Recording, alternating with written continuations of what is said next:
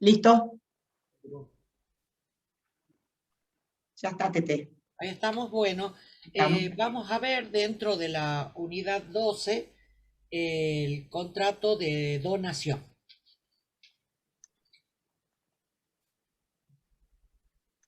Este contrato, para verlo, lo vemos. Acá les paso la bibliografía, el código, que ya saben que es básico. He tomado notas del libro de Borda sobre contratos y del libro de Carlucci, que está también en la bibliografía de todos los contratos. Con esto es suficiente más la clase para que ustedes puedan estudiar y satisfactoriamente puedan pasar los exámenes que continúan. Yendo al contrato que vamos a ver hoy, vamos a ver dos: donación y mandato en esta primera hora. Podemos decir que es un concepto, decir donación, fácil de entenderlo, pero a la vez también es complejo de enmarcar con precisión. ¿Por qué? Porque no todo acto a título gratuito es una donación.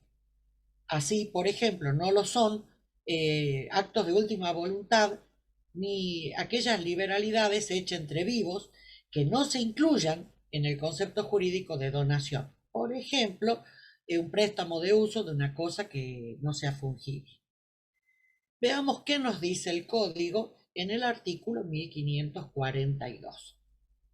Y dice: hay donación cuando una parte se obliga a transferir gratuitamente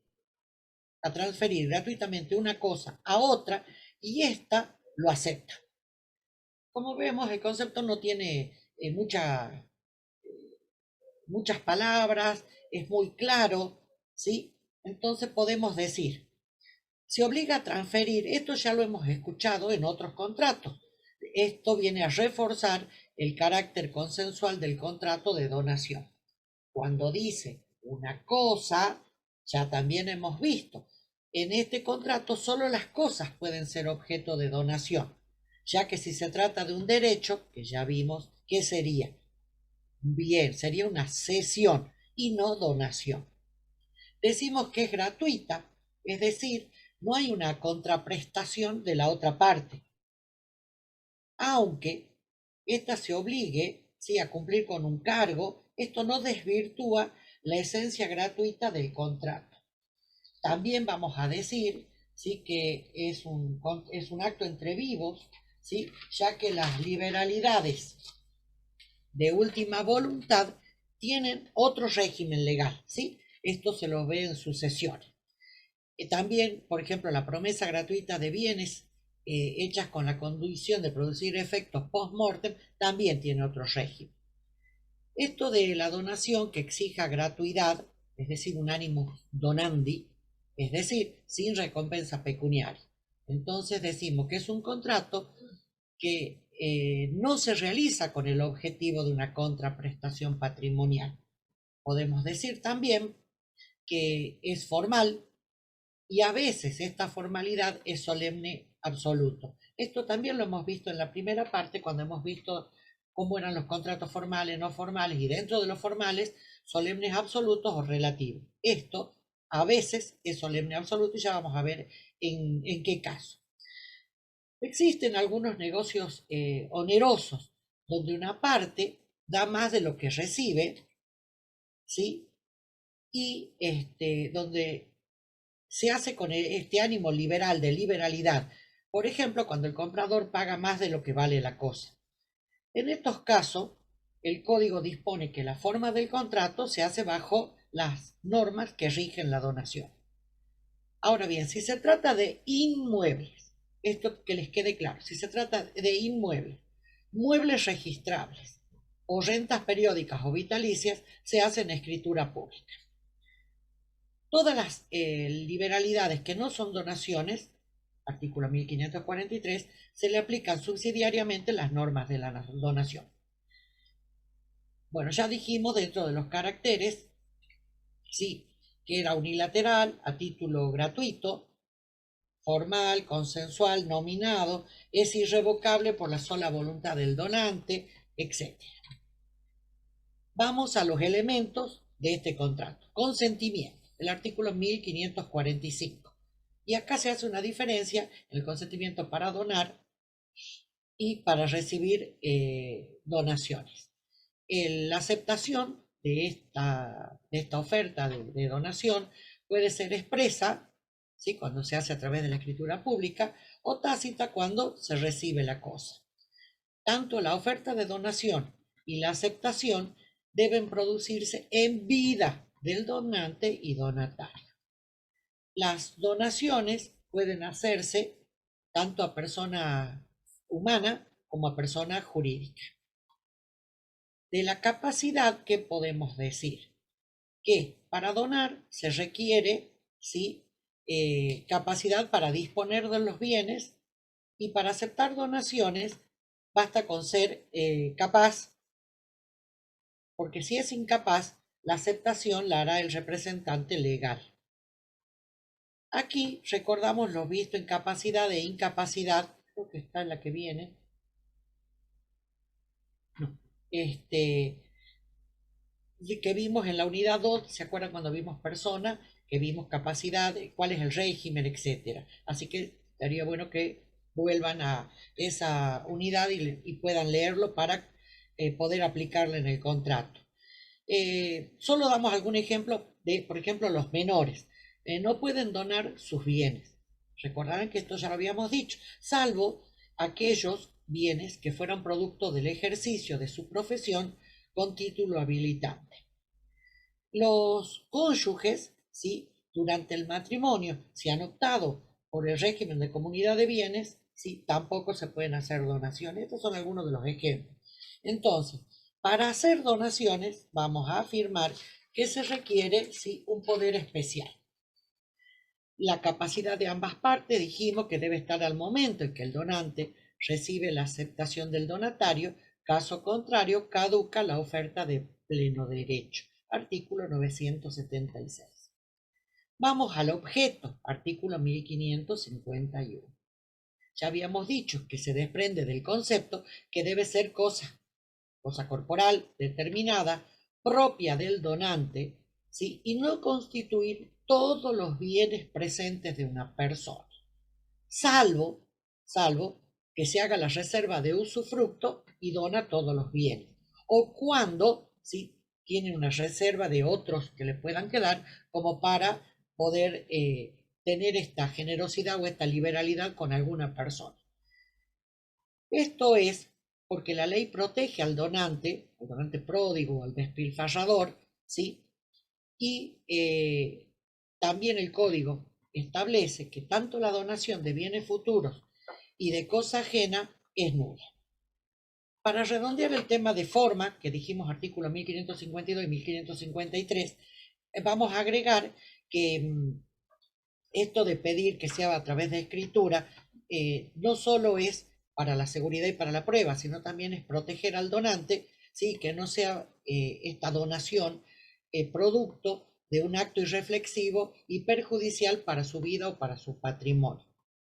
Las donaciones de cosas muebles no registrables, libros, una biblioteca, etcétera, también los títulos al portador se pueden hacer por instrumento privado o por la simple entrega de la cosa. Esto es el artículo 1554. Vamos a decir que en los títulos nominativos a la orden, además de la tradición, que era la entrega, ¿se acuerdan cuando vimos compraventa? Tradición es entregar, debe endorsarse el instrumento. Las donaciones hechas en escritura pública deben ser aceptadas en la misma forma. Evidentemente, este instrumento sirve de prueba para poder comprobar, demostrar, ¿sí?, la existencia del contrato. Entre las partes, ¿sí?, si había que hacer en escritura pública, se prueba, ya dijimos, por la escritura. Ahora también, los terceros, si no hay restricción, y estas personas pueden valerse de cualquier medio de prueba para demostrar que existió la donación. Si se trata de cosas muebles no registrables, el que exige la entrega debe probarla por instrumento escrito. Es decir, acá no se admite una promesa de donación o testigos, ¿sí? Cosa que no pueden exclusivamente ser testigos, debiera haber algún principio de prueba por escrito. Y los terceros pueden valerse de cualquier medio de prueba para acreditar la donación, es decir, la liberalidad. Vamos a ver dentro de los efectos de las donaciones, las obligaciones de las partes. En el donante, la principal obligación es la de entregar la cosa donada y los frutos que la cosa hubiera devengado a partir del momento en que fue puesto en mora. Esto está en el artículo 1555. En caso de incumplimiento o demora, el donante responde por doble. La acción para reclamar la cosa del donante, ¿sí?, o a los herederos del donante, es una acción personal. Es decir, ¿sí?, la debe ejercer tanto el heredero como la persona, el donatario, reclamando que se le entregue el bien que ha sido donado. Sobre los vicios ocultos, ¿sí?, de que pueda tener la cosa, solo responde si hubo dolo. Es decir, acá entra este famoso adagio que dice: a caballo regalado no se le miran los dientes. Si me están regalando una casa, no voy a ir a reclamar al donante, ¿sí?, que una de las ventanas estaba rota o el techo que puede estar rajado. Entonces se lo acepta, salvo si hay dolo de parte del donante. Con relación a la evicción, es decir, que pueda aparecer otra persona y reclamar que tiene mejor derecho, la regla general es que el donante no garantiza por evicción al donatario, salvo que el donante haya asumido esa obligación, ¿sí?, o que esté obrando de mala fe. O también en el caso cuando existe una prestación a cargo del donatario que, de haberlo sabido, no hubiera aceptado la donación. Con respecto al donatario, podemos decir que la principal obligación es la de gratitud. Aquí pareciera que únicamente es el aspecto moral, sin embargo, tiene consecuencias legales, ya que si el donatario incurre en ingratitud, la donación puede ser revocada. Esto se demuestra, por ejemplo, en el artículo 1559, donde habla de alimentos, ¿sí?, al donante. Es decir, cuando la donación haya sido gratuita y el donante no tuviere medios de subsistencia, ¿sí?, corresponde que el donatario, ¿sí?, le proporcione alimentos al donante, ¿sí? Ahora, esto está en el artículo 1572. Vamos a anotar. Si la obligación es excesivamente gravosa, el donatario puede devolver los bienes que ha recibido en carácter de donación o el valor de ellos si es que los hubiera enajenado. Artículo 1559. Si no cumpliere con la obligación alimentaria, el donante puede demandarla o puede revocar la donación. Bien, ahora vamos a ver en conceptos generales las distintas clases de donación que podemos encontrar. Bien, por causa de muerte, artículo 1546. Ya habíamos dicho que están prohibidas las donaciones post-mortem. Lo que no se prohíbe es donar reservándose el usufructo o el uso y goce de ella hasta el momento de la muerte. Las donaciones mutuas, del artículo 1560, son aquellas que se hacen dos o más personas recíprocamente. Las remuneratorias son aquellas artículo 1561, perdón, son aquellas que se realizan en recompensa de servicios prestados al donante por el donatario, que son apreciables en dinero y que podrían exigirse judicialmente el pago de este servicio. La misma, ¿sí?, debe constar por escrito en un documento que se plasma y que se tiene en mira remunerar. Es decir, que no basta haber dicho verbalmente que se va a pagar, ¿sí? Luego tenemos donaciones con cargo. Esto está en el artículo 1564, y vamos a recordar que el cargo, también lo vimos cuando vimos obligaciones, es una obligación accesoria impuesta, ¿sí?, en una obligación principal. En este caso, el cargo es una obligación accesoria impuesta al que recibe una liberalidad. Si el valor del cargo es mayor que el de los bienes donados, se considera aquí que el acto es oneroso. En el excedente puede ser considerado gratuito, pero en principio sería un acto oneroso.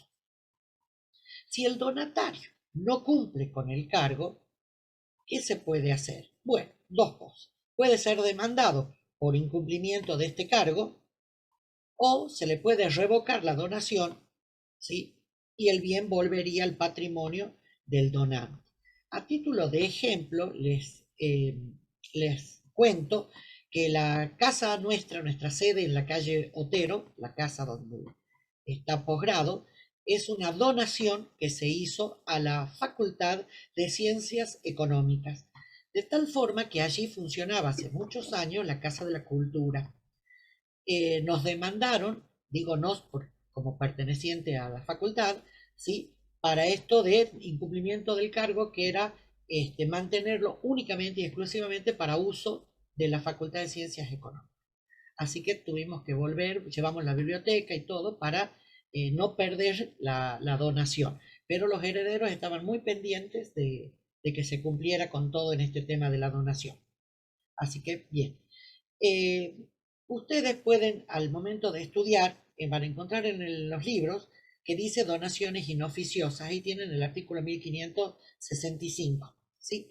Esto se refiere a un tema de derecho civil que forma parte del derecho sucesorio. Solamente le vamos a decir y vamos a tratarlo, ¿sí?, que se trata de donaciones remuneratorias que exceden el justo pago de un servicio, y también aquellas con cargo, ¿sí?, que superen el valor económico del cargo impuesto. Es decir, acá procede una acción de reducción, ¿sí?, hasta cubrir la porción legítima de los herederos forzosos. Esto quiere decir que alguien dona más de lo que podría haber dispuesto, entonces debe volverse, ¿sí?, hasta que la porción legítima de cada heredero se cubre. En el resto se vuelve a considerar que es una donación. Con esto se está protegiendo a los herederos forzosos, ¿sí?, de donaciones que pueda hacer el causante que los deje sin ningún bien. Vamos a ver qué es esto de la reversión. La donación, como acto jurídico, puede sujetarse a condición. ¿Se acuerdan? Ya también vimos esto de condición. Puede ser condición suspensiva, cuando es exigible por el donatario una vez cumplida, o puede ser condición resolutoria, ¿sí?, cuando el dominio que se transfirió al donatario queda revocado, es decir, vuelve. El tema de la reversión debe ser establecida expresamente en el contrato, ¿sí? Y cuando decimos expresamente es que tiene que estar redactado. Las condiciones resolutorias son las más frecuentes, ¿sí?, como por ejemplo la premuerte del donatario en el artículo 1566. Ahora veamos revocación. En principio, la donación es irrevocable, ¿sí?, por la sola voluntad del donante. La ley la admite, en el artículo 1569, cuando el donatario no cumple con los cargos impuestos, es decir, cuando incurre en ingratitud también, o cuando se ha previsto en el contrato la supernacencia de hijos del donante. Las donaciones onerosas, que ya vimos son aquellas con cargo, y las remuneratorias, se pueden revocar, pero el donante debe desembolsar el valor de los cargos satisfechos, o también de los servicios que fueran prestados por el donatario si fueran los remuneratorios. La revocación por incumplimiento vuelve todos los bienes donados al patrimonio del donante. Artículo 1969. El donatario responde por la pérdida de la cosa si es por su culpa. El donatario responde solo con la cosa donada o hasta su valor si lo hubiera enajenado. Artículo 1563. No cualquier hecho se considera ingratitud. ¿Sí? El código enumera taxativamente las causales de ingratitud en el artículo 1571. ¿Sí? Estas causales deben ser imputables al donatario sin necesidad de que exista una condena penal. Por ejemplo, dentro de estas causales tenemos atentar contra la vida o la persona del donante o su familia, injurias graves, ataques o privación injusta de los bienes recibidos como donación. En el caso, se acuerda que vimos que alimentos, negarse a darle alimentos es un hecho de ingratitud. La acción de revocación, que ya algo hemos hablado en el artículo 1573, ya habíamos dicho que es personal, que solo puede ser ejercida por el donante y solo puede dirigirse contra el donatario. Esta acción, ¿sí?, prescribe a los 2 años, es decir, no podemos estar esperando para revocar muchos años, a los 2 años. ¿Desde cuándo? Ya sabíamos que todo lo que es prescripción tiene plazos, rige desde hasta, ¿sí? 2 años desde que se produjo el hecho o llegó a conocimiento del donante. Artículo 2562. Bien, ahora vamos a pasar a el otro contrato, que es el contrato de mandato. Tete, un Sí, minutito. Antes de que pase, sí, quería decirles a los chicos por qué es que hemos elegido darles donación entre miles de contratos que teníamos. Porque ustedes, digamos, las donaciones, muchas veces digamos, las personas hacen donaciones simuladas y lo hacen para desprenderse de los bienes y de alguna manera defraudar a los acreedores. Bueno, cuando eso sucede, cuando ustedes intervienen como síndicos, que solo los contadores pueden ser síndicos en los concursos y en las quiebras, estos actos pueden ser revocados, sobre todo en las quiebras, porque el deudor empieza a donar. Hay un periodo de cesación de pagos que se produce desde que, es el periodo que va desde que se presenta en quiebra hasta 2 años para atrás, que se presume que empezó a haber, digamos, ese estado de impotencia patrimonial, es decir, que es cuando la persona que cae en quiebra empezó a no poder pagar sus deudas. Entonces, muchas veces lo que hacen estos deudores es que transfieren sus bienes para que los acreedores no puedan ir. Acuérdense que, el patrimonio del deudor es garantía común, es prenda común de los acreedores. O sea, el acreedor puede ir contra el patrimonio, nunca contra la persona. Entonces, los deudores lo que hacen, empiezan a sacar los bienes de su patrimonio con testaferros o a parientes, etcétera, para que los acreedores no puedan ir contra sus bienes. Entonces, cuando ustedes son síndicos, son ustedes los que inician estas acciones de revocación de la donación o la acción pauliana, digamos, la revocatoria, que ustedes tienen que demostrar que esa donación es inoponible a los acreedores porque estuvo dentro de este estado de cesación de pagos y que el deudor lo hizo en fraude de los acreedores. Entonces era algo importante que ustedes sepan cómo funciona el contrato, porque forma parte de la incumbencia profesional, digamos, son ustedes los que van a tener que trabajar en las quiebras y en los concursos cuando son síndicos y plantearle al juez si esa donación es inoficiosa o es inoponible a la masa de acreedores, porque ustedes son los que están de alguna manera representando y trabajando junto con el juez para que esa masa de acreedores pueda cobrar sus deudas. Entonces, por eso es que hemos decidido que desarrollarles el tema del contrato de donación. Listo, Tete, perdón la interrupción.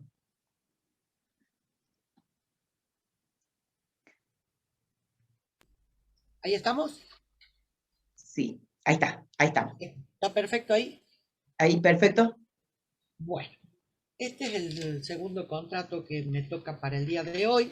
Es el contrato de mandato. La bibliografía es la misma que en el contrato anterior. Pues ya vamos a aprender a poner las páginas como nos han indicado desde las autoridades de la facultad con esto de acreditar, ¿sí? Pero los textos son los mismos, ¿sí? Del Código Civil, que solicito, por favor, continuemos con el código en la mano para seguir la clase, el libro de borda de contratos, seguimos con el tomo 3 de la de Carlucci y la clase. Tete, Bien, perdón, sí, ponele al PowerPoint presentación con diapositivas, así se ve más lindo a ver, ahí ya, arriba. a ver, espera, dame un segundo.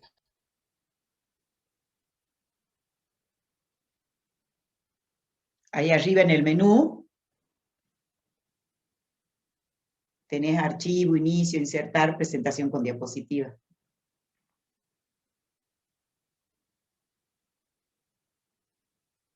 Yo pensé que se estaba viendo bien. A ver, ahí, No, no sé, yo ¿no? no veo. Es que tenés que habilitar edición, Tete. Ah, Fíjate ahí donde aparece en amarillo. Ahí está, sí. A ver, Menos mal fíjate que, ahí. sí, menos mal que está el Titi tecnológico acá para. Él se dio cuenta de lo que me estaba diciendo. Gracias, Mariano. De nada. ahí está, Ahí, perfecto. Ahí está perfecto. Sí, ahí perfecto, está bien. listo. Listo, gracias. Bien, entonces la bibliografía, seguimos y vamos al contrato. El Código Civil y Comercial de la Nación nos legisla en forma separada la representación del mandato y apoderamiento. La representación está dentro de las reglas generales del acto jurídico, artículo 358 y subsiguientes, que ya lo hemos visto en acto jurídico en otras unidades en la primera parte. El mandato es regulado como contrato entre los contratos en particular, artículo 1319 y subsiguiente.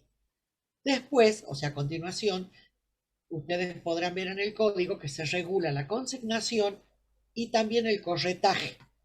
Esto es porque son afines estos contratos en el tema de colaboración basados en la gestión.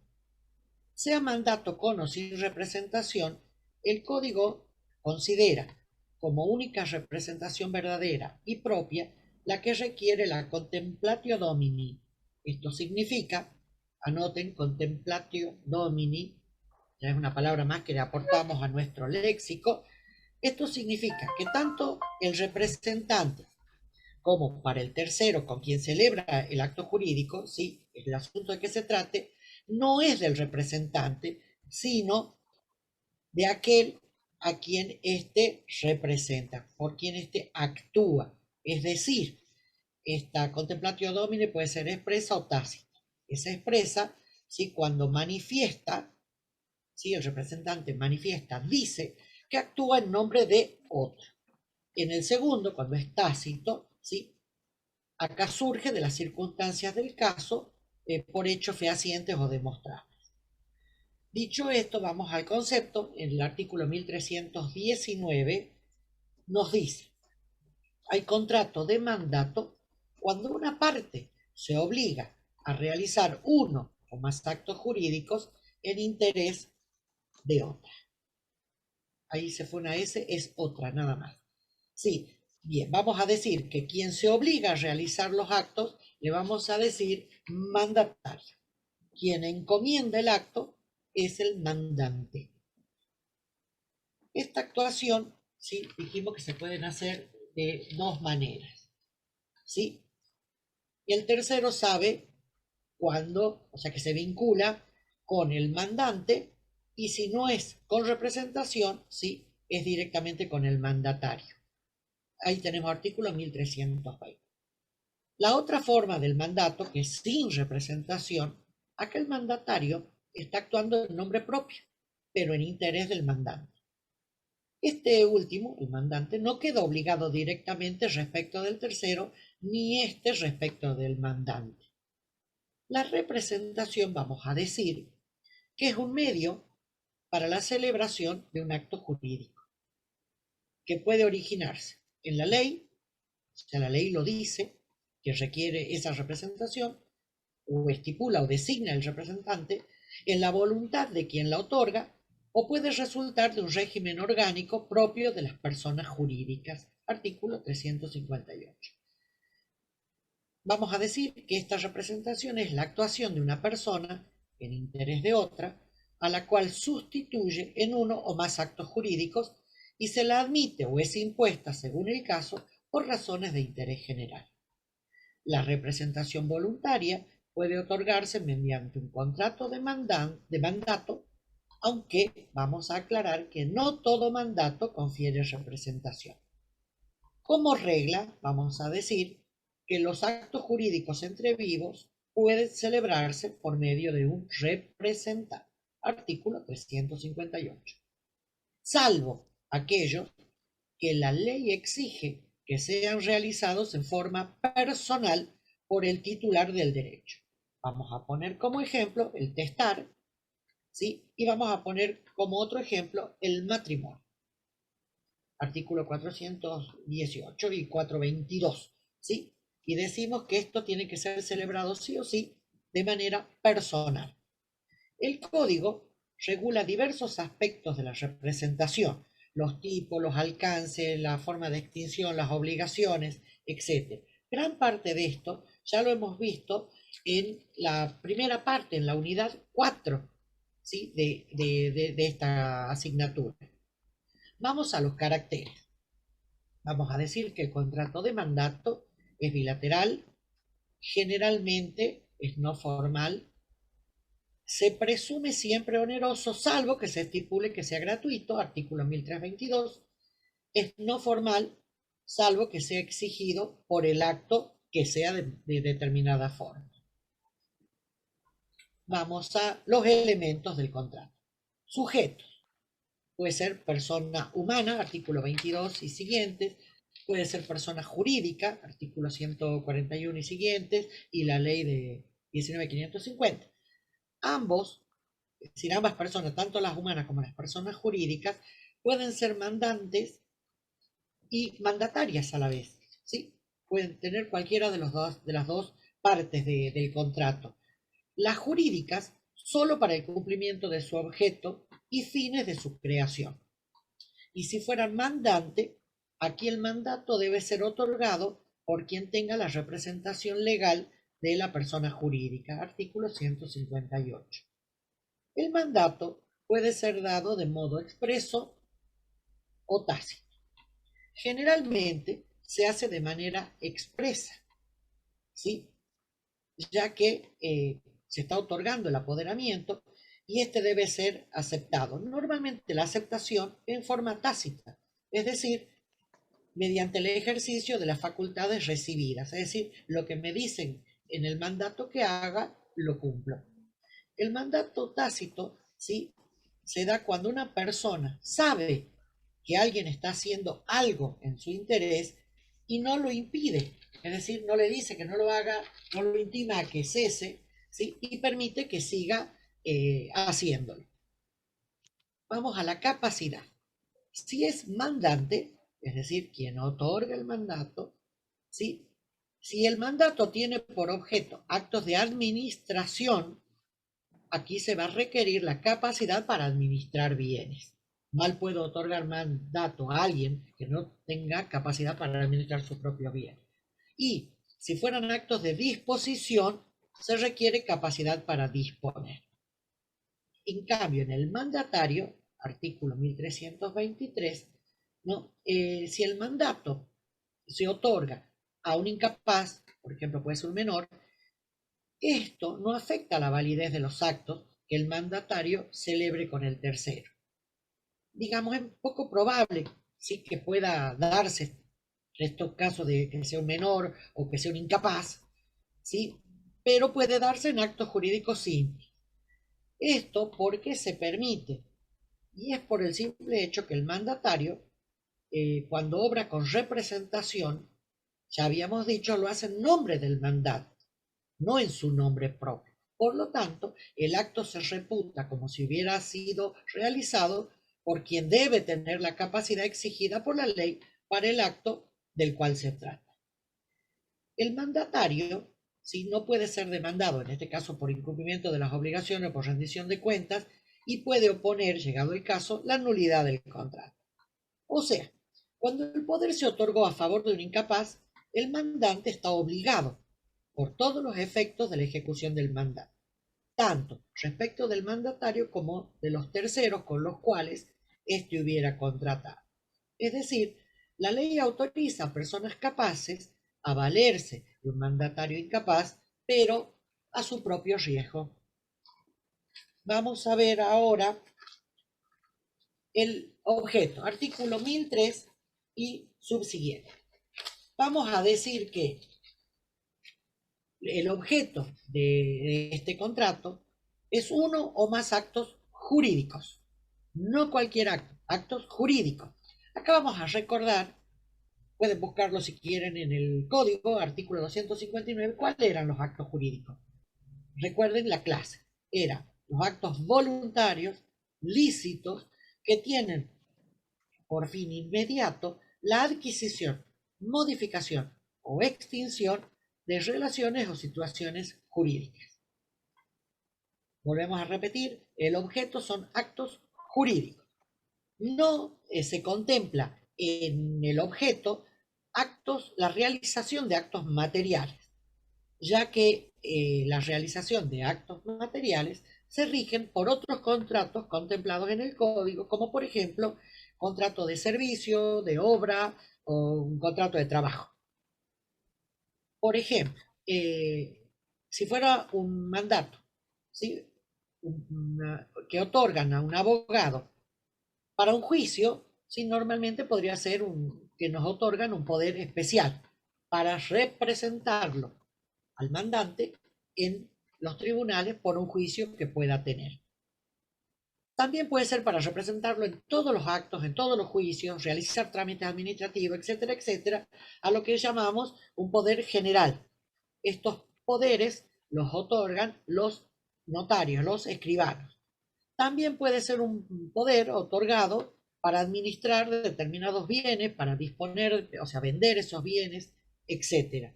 Pero, vuelvo a repetir, el objeto únicamente actos jurídicos. Vamos a tipos de mandatos. Ahí está. Vamos a las obligaciones primero del mandatario. Artículos 1324, 1325, 1327 y concordantes. Cuando digo concordantes son los que tienen relación con las obligaciones que tenga el mandatario. Aquí podemos afirmar que la regla de oro, ¿sí?, para el mandatario es hacer todo lo conducente al buen resultado del mandato y abstenerse de todo aquello que puede perjudicar. En todo momento debe obrar de buena fe. Ahora bien, el mandante muchas veces puede decir qué hacer. En otros casos, ¿sí?, si son, por ejemplo, profesionales a quienes se les otorga el mandato, normalmente aconsejan al mandante, ¿sí? El ejercicio profesional del mandato ha puesto en práctica, ¿sí?, mandatarios empresarios, donde la voluntad del mandante no está bien precisada, ¿sí? Porque es el profesional, que podrían ser ustedes, contadores, organización de administración, ¿sí?, que guían a través de sus saberes, ¿sí?, lo más conveniente para el mandante, ¿sí? Es decir, cómo se puede ejecutar el mandato. Cuando se trata de aplicación de normas de defensa al consumidor, es decir, si el mandato es por adhesión a cláusulas generales que han sido predispuestas por el mandatario y están precisadas en un formulario, todo lo que viole, ¿sí?, los derechos, lo libere de responsabilidad, etcétera, siempre se va a interpretar ese mandato más favorable al consumidor, ¿sí? El buen cumplimiento del ejercicio del mandato impone al mandatario obligaciones de hacer y de no hacer.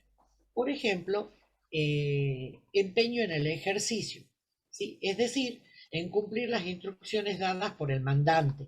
Artículo 1324, hay una serie de incisos en donde se detallan todas las obligaciones del mandatario. Debe obrar con diligencia, con discreción, preservando siempre el interés del mandante, si digo bien.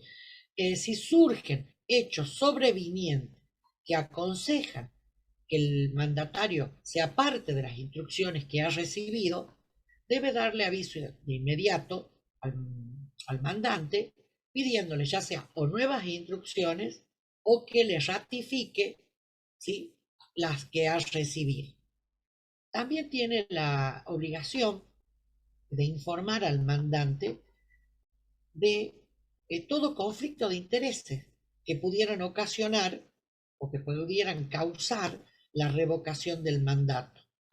Pero mientras esté vigente el mandato, debe hacer prevalecer los intereses del mandante por sobre los suyos, o bien debe renunciar. Tampoco puede ser una renuncia intempestiva, ¿sí?, porque eso también le puede ocasionar, ¿sí?, la pérdida de la remuneración, o pueden incluso demandar. Ahora, si el mandante obtiene un beneficio que no está autorizado por el mandante, pierde el derecho a la retribución, en el artículo 1325. También dijimos que debe mantener reserva. ¿Reserva de qué? De toda la información, ¿sí?, que tenga. Debe dar aviso de todo valor que haya recibido y también tiene la obligación de ponerlo a disposición, ¿sí?, del mandante. Como consecuencia de todo esto, y que normalmente se da en todas las personas que hacen algo por y deben rendir cuenta. Es decir, debe dar cuenta, ¿sí?, de su desempeño y del resultado de su mandato. Es decir, lo que haya podido cumplir, qué hizo, cuánto pagó, qué no pagó, dónde se presentó, etcétera, etcétera. ¿Sí? Ya hemos visto también, ¿se acuerdan? La obligación de rendir cuentas, qué es lo que incluía, qué abarcaba. Y también, en caso de no hacerlo, también puede ser demandado. Dentro de las obligaciones del artículo 1328, que son obligaciones del mandante, acá debe, en principio, por supuesto, debe tender a favorecer o hacer lo posible para que el mandatario pueda desempeñarse, ¿sí?, conforme el mandato ordena, con un deber de colaboración. ¿Esto qué sería? Un deber de colaborar. Es decir, no obstaculizar la tarea, ¿sí?, del mandatario, darle lo necesario para que pueda afrontar gastos, si tiene que presentar algún papel, presentárselo, etc. También tiene la obligación de indemnizarlo cuando del ejercicio del mandato se le haya causado algún daño al mandatario. También debe retribuir su actuación cuando el mandato es oneroso. Dijimos que se presume oneroso, pero también puede ser gratuito. Y pagar lo convenido o lo que han pactado al momento de celebrar el contrato. Cuando el mandato es otorgado a más de un mandatario, cada uno de ellos puede actuar en forma indistinta, ¿sí?, o se puede establecer que el ejercicio sea conjunto. Artículo 1326. Acá estamos en... Ahí. Vamos a ver, ¿sí?, qué es esto de la sustitución del mandato. El artículo 1327 establece que el mandatario puede sustituir en otra persona la ejecución del mandato y es responsable de la elección de este sustituto, excepto cuando esta sustitución la haga por indicación del mandante. Por supuesto, en este caso, el mandante es el que asume la responsabilidad de esta sustitución. El principio general es la sustitución, es decir, que el mandatario puede, salvo disposición que hayan celebrado las partes, ¿sí? Disposición contractual, en contrario que esté expreso. Normalmente, ¿sí? Por ejemplo, se puede dar el poder para dos abogados y se les puede estipular que los dos los representen, y si no se dice nada en el poder, se presentan indistintamente según la tarea que tengan. Es decir, volvemos a repetir, el principio de la sustitución es que se puede realizar, salvo que se disponga contractualmente lo contrario. Vamos a ver ahora, cuando hay pluralidad de mandantes, sí, dijimos que en este caso es cuando se le da el mandato a un mandatario, pero tiene de varias personas. Acá se aplica el artículo 1326 y el 828, del cual la solidaridad acá debe resultar de la ley o del título constitutivo de la obligación. ¿Sí? Vamos a decir también que el mandato, es decir, vamos al mandato irrevocable antes de la extinción, y vamos a decir que el artículo 1330, en el primer párrafo, ¿sí? Establece como un régimen de excepción el principio general de que el mandato puede ser revocado en todo momento. El mandato, dado de manera irrevocable, ¿sí? No es que se da para cualquier acto, debe ser dado para actos especialmente determinados, limitados por un plazo cierto y en interés legítimo del representante o de un tercero, o del representante y representado y un tercero, ¿sí? El mandato, también dijimos que es por un tiempo determinado. Acá se extingue si transcurre el plazo fijado y también puede ser revocado, aunque se haya dado de manera irrevocable, si existe justa causa. ¿Sí? Por ejemplo, el mandatario ha sido condenado por un delito vinculado, ¿sí? al acto encomendado. Vamos a ir a la extinción del mandato. Artículos ya tenemos acá el 1329. Vamos a ir a la extinción. Creo que ahí estamos. ¿Sí? Y vamos a decir que el mandato se extingue, según lo establece el artículo 1329, por el transcurso del plazo para el que fue otorgado, porque se ha concluido el negocio, ¿sí? o el acto para el que nos encomendaron ya lo hemos cumplido, es decir, la ejecución del negocio para el que fue dado. También puede extinguirse por la revocación que realice el mandante, por renuncia del mandatario, o también puede ser por muerte o incapacidad tanto del mandante como del mandatario. Vamos a decir sí que el mandatario puede extinguir el contrato de mandato por simple renuncia. Ahora, volvemos a repetir que si esta renuncia es intempestiva y sin causa, lo va a obligar a indemnizar los daños que le pueda causar al mandante. ¿Sí? Bien, creo que, salvo que consideren que falta algo, María Victoria, creo que... Está perfecto, Tete. Muchas gracias, muy clarita la clase. Lo que yo les quería decir es también decirles por qué hemos resuelto, digamos, también que ustedes entiendan y que desarrollarles este contrato. Y es porque, como verán, es un contrato que tiene mucha incumbencia profesional. Es decir, bueno, nosotros los abogados, para actuar en juicio, siempre necesitamos o poder general, como les decía la profesora Tete, que nos dan un poder general para actuar en todos los juicios, o un poder especial para actuar en un solo juicio. Pero ustedes, contadores, administradores, licenciados en administración, muchas veces son gerentes de empresas, y el gerente de empresa es el ejemplo típico del mandatario, del que actúa en representación de otro y que obliga a ese otro por los actos que realiza.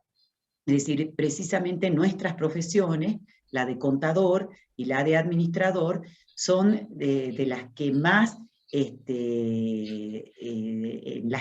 se utiliza este contrato de mandato, porque son a quienes nos encomiendan la realización de actos por otros. Es un acto de confianza. Fíjense que antes el Código Civil establecía el principio a la inversa que les dijo la profesora Teté, se lo presumía gratuito y excepcionalmente era oneroso cuando se trataba de la profesión habitual de la persona, qué sé yo, se presume, por ejemplo, que si se le otorga un mandato a un abogado, es oneroso, si no han fijado precio. Es oneroso porque él se dedica a eso, a representar a otro. Eventualmente un administrador de empresas también puede, si se le otorga mandato, no va a ser gratuito. Entonces, el mandato nació así, siempre se lo ha utilizado a este contrato porque forma parte digamos, de aquellas herramientas que las personas tenemos para poder actuar en la vida de los negocios, y si no estamos presentes, nosotros, lo hace otro por nosotros. Entonces es un contrato que se utiliza muchísimo y que las profesiones nuestras son de las que se utiliza esta herramienta jurídica. Claro, Eso nada más. Hablemos de los honorarios que pueden ser pactados por las partes o fijados por el juez en el caso de una actuación judicial.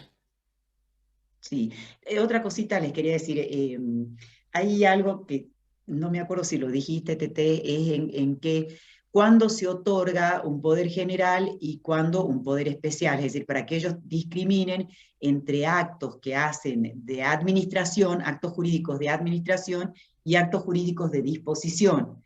Es decir, cuando el acto jurídico implica la modificación del patrimonio, es un acto de disposición.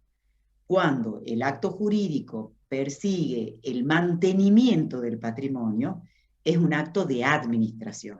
Entonces, por ejemplo, para vender, para comprar, para gravar con una hipoteca, con una prenda, necesitamos poderes especiales.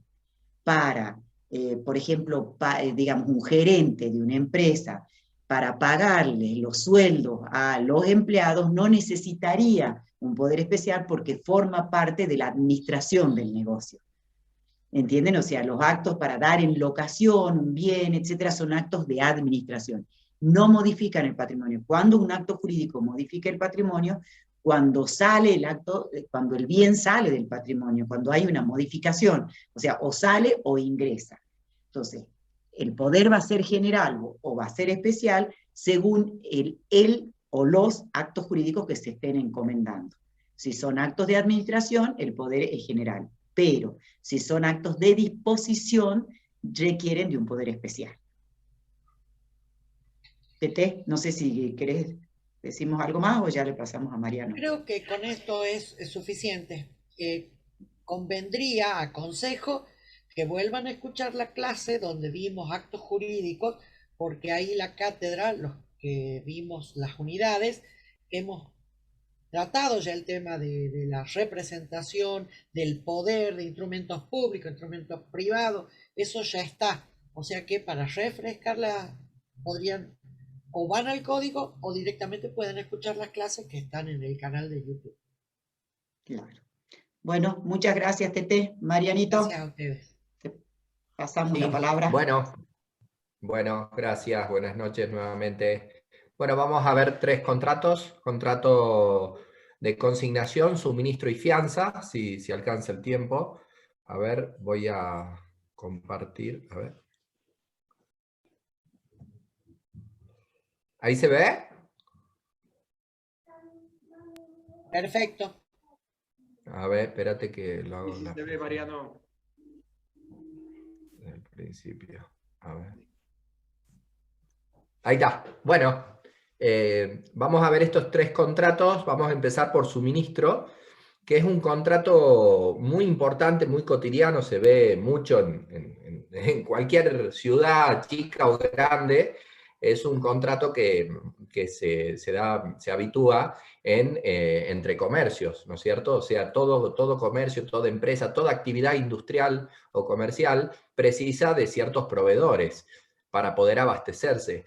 claramente este contrato ya existente desde hace mucho tiempo, las empresas lo vieron como muy necesario desde un principio, porque abarata costos para todo, porque efectivamente la empresa no necesita tener un stock abundante de determinados productos o elementos porque cuenta con otra empresa que se los provee, que se dedica a esto.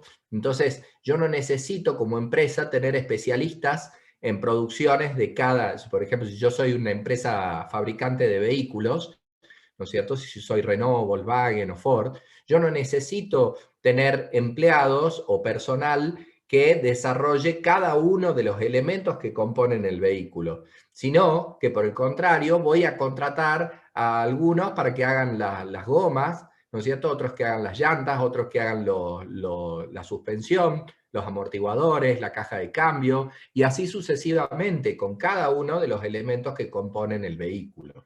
Generalmente esto se delega en otras empresas. Y fíjense de que la razón de este contrato de suministro está en la rápida satisfacción de la provisión de bienes o servicios, que así se hace segura y económica, y porque caso contrario sería riesgoso buscar esa satisfacción mediante contrataciones individuales en cada momento. Fíjense que el objetivo entonces es asegurar el aprovisionamiento de materias primas, mercaderías, energía, etcétera, garantizando la disponibilidad constante de los elementos indispensables para la actividad industrial o comercial del suministrado o aprovisionado. Entonces, es importante que esta entrega, ¿no es cierto?, la cantidad, también sea oportuna, porque si no hay una entrega oportuna dentro de lo que hace a la fabricación por parte de la empresa que contrata el suministro, claramente se le va a provocar un serio perjuicio. Entonces, estamos en presencia de un contrato muy de confianza, vamos a ver aquí, de que no es formal, no requiere una determinada formalidad. Bueno, básicamente entonces ustedes lo encuentran a estos artículos en el Código Civil y Comercial, artículos 1176 a 1186 del Código. Está la definición ahí en el artículo 1176, pero nosotros podemos decir que es el contrato por el cual una parte se obliga mediante un precio a entregar cosas, muebles, mercaderías, ¿sí? Bueno, incluso servicios, dice también la norma, en épocas y cantidades fijadas en el contrato o determinadas. A ver, espérenme un segundito que yo no lo veo bien acá. A ver, aguárdenme un segundo. Ahí está, perdón.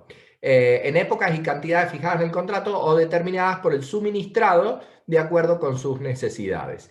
Entonces, acá tenemos dos partes. El suministrante, que es el proveedor, quien entrega las cosas, los bienes, ¿sí?, las mercaderías o los servicios incluso, y porque puede ser, por ejemplo, si volvemos al ejemplo de la empresa de fábrica de vehículos, puede ser un servicio de, no sé, reparación de estos vehículos si tienen un problema con los amortiguadores. O sea, yo no solamente el proveedor va a proveer los amortiguadores para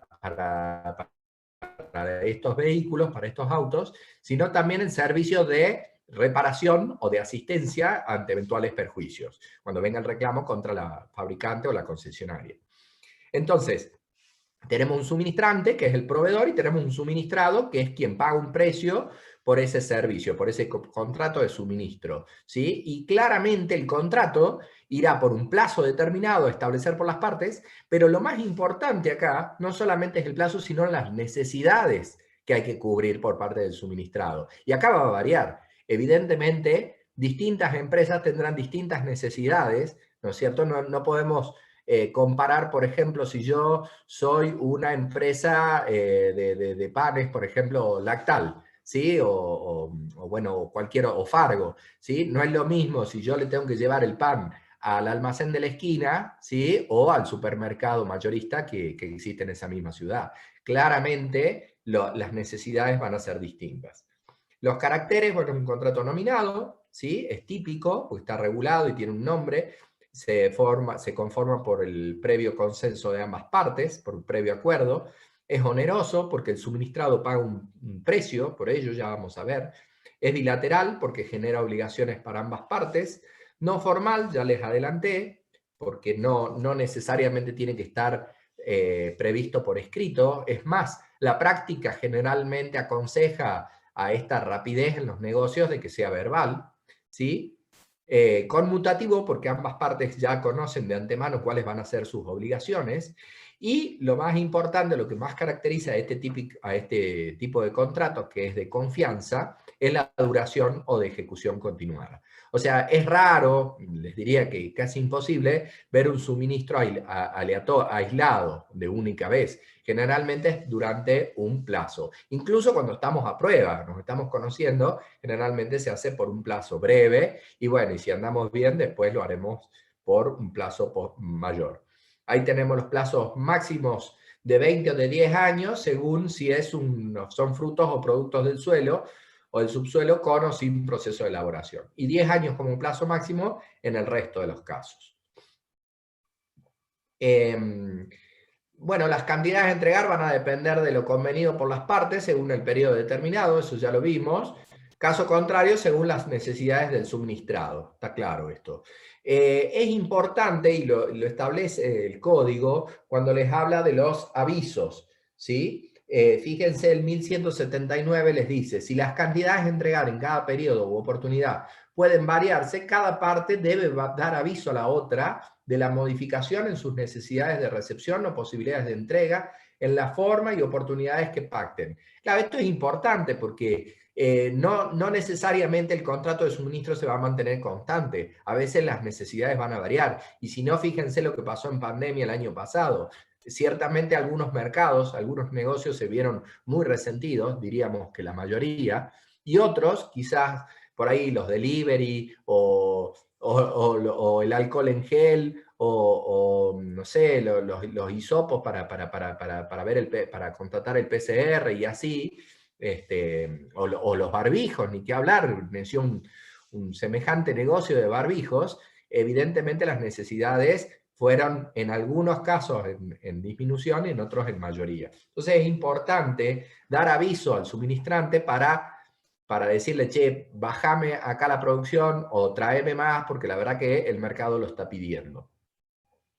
Si no se fijó un precio, ¿no es cierto?, debe estarse a las prestaciones similares del suministrante. Generalmente se va a pactar un precio por esto, pero si no lo hay, bueno, vamos a estar a ver, generalmente ese suministrante para situaciones similares, en casos similares a otros suministrados, cuánto le cobra o cuánto lo que la plaza fija en ese lugar y en esa fecha, y claramente el pago tiene que hacerse a mes vencido, es decir, dentro de los 10 días del mes siguiente al suministro. ¿Ok? El suministrado paga, si a falta de convención, esto está claro, dentro de los 10 días del mes siguiente al mes vencido, o sea, al suministro ya vencido. Es posible hablar de un pacto de preferencia, así lo establece el artículo 1182, ¿no es cierto?, que es cuando se va a producir alguna vacante o si se está por vencer el contrato y hay otra persona, otro suministrado interesado en adquirir este suministro, ¿sí? A ver, lo voy a poner con ejemplos. Si hay un suministrante A y hay un suministrado B, el cual obviamente le proveen determinada mercadería, y yo, que soy ajeno a este contrato, quiero ser suministrado, quiero también que me provean este tipo de cosas, yo puedo establecer un pacto de preferencia con el suministrante en el sentido de que no contrate con él y conmigo en este caso, con el tercero. Y si va a contratar con este tercero, que me diga cuánto más le va a pagar el otro o cuáles son las condiciones de contratación para ver si yo las puedo mejorar. Entonces, en ese caso yo voy a tener la preferencia porque yo ya venía con él. Esto está claro si existe este pacto, ¿no?, de preferencia. Muy similar a lo que les estoy hablando de esto de pacto de preferencia, que significa la exclusión de otro suministrado, están las cláusulas de exclusividad. También son típicas en estos contratos. O sea, yo a veces, por ejemplo, que en realidad sería una franquicia, pero para ponerles, si yo traigo determinado producto acá a Jujuy, que es muy bueno, ¿no es cierto? Supónganse, no sé, que yo traigo la marca Adidas y no existe Adidas en Jujuy. Entonces yo obviamente voy a exigir del suministrante que no venda la marca Adidas a otros negocios, de modo de yo tener la exclusividad de la marca. ¿sí?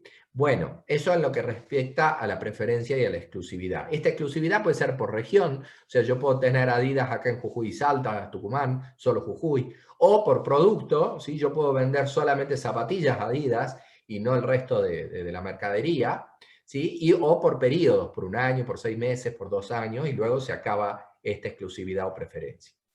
El contrato puede ser resuelto por cualquiera de las partes, ¿sí? Pero es importante aquí lo que les establece el artículo 1183, que si se va a resolver el contrato, si el contrato viene de varias ejecuciones periódicas, o sea, tiene una antigüedad, no puede ser la resolución o el preaviso, si se quiere, menor a 60 días.